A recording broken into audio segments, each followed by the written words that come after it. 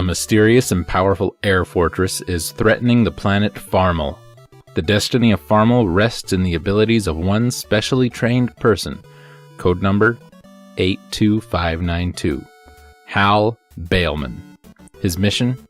Save Farmel from the air fortress.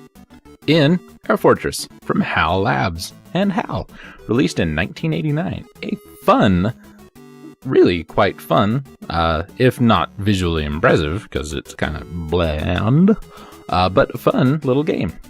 Initially published by HAL, again in Japan in 1987. According to IGN, only a total of 385 copies of the game were shipped to the United States in 1987, and it is believed that only 20 were shipped beforehand as a test run for the system. And, like the dope I was, the video store that I rented my games from when I was a kid had this. Never thought to ask them to buy it. Of course, we didn't know back then that there were only 300 or whatever versions of the game, copies of the game, and I was probably 8 and not too interested in buying games because I didn't have any money. Typical alien invasion story, though, in Air Fortress, the people of the planet Farmel have recently gained the technology for space travel, eagerly explored the galaxy, and found a herd of monstrous air fortresses moving in their direction. Like the creatures in the later movie Independence Day, the fortresses behave like interstellar locusts, consuming all of the resources and living things in their path. The Space Federation sends their mightiest fleet. They are quickly eliminated by the powerful fortresses. In a final gambit, they send a single warrior, Hal Bailman, outfitted with a shielded spacesuit, powerful weapons, and a small light ship to infiltrate the fortresses and destroy them from the inside out. We play as good old Hal as we infiltrate progressively more challenging air fortress. Each fortress has 2 levels, the airbase and the fortress itself. In the airbase, we are approaching the air fortress in our light ship. Very basic little side-scrolling shooter. During this phase, we have 3 attempts to successfully reach the airlock that grants access to the air fortress. Along the way, we must dodge a variety of flying enemies and space station parts. We also have a chance during this phase to collect energy and crash beam bullets, a more powerful form of ammunition, but has a limited supply that can be used inside the fortress. In this mode of play, a single hit will destroy your player's ship. In the Japanese version, if Hal collides with an enemy while on his light ship, he must restart the approach from the beginning.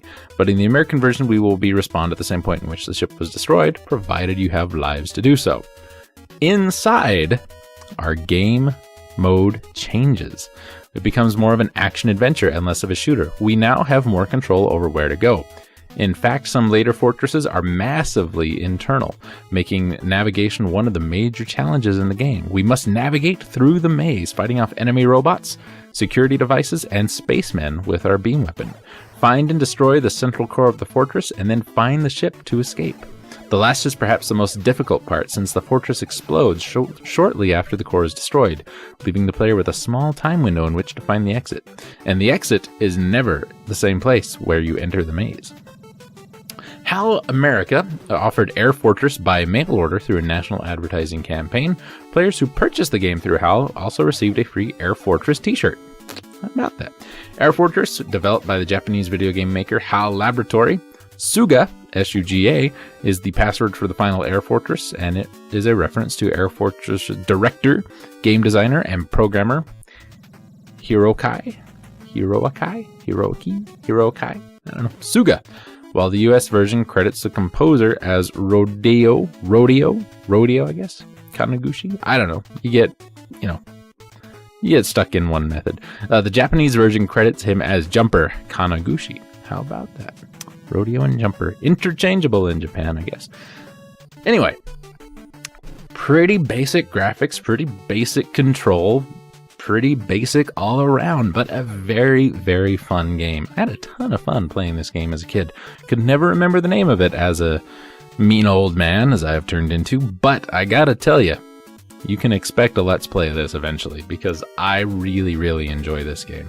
The shooting part's a lot of fun, really actiony, and you kind of got that Gradius Life Force Abadox thing going on, and then you get into the maze kind of section, and then it's a little more open-ended, a little more explory, a little more mazy, Zelda-y, Metroid-y. really, really nice little blend of different gameplay methods here.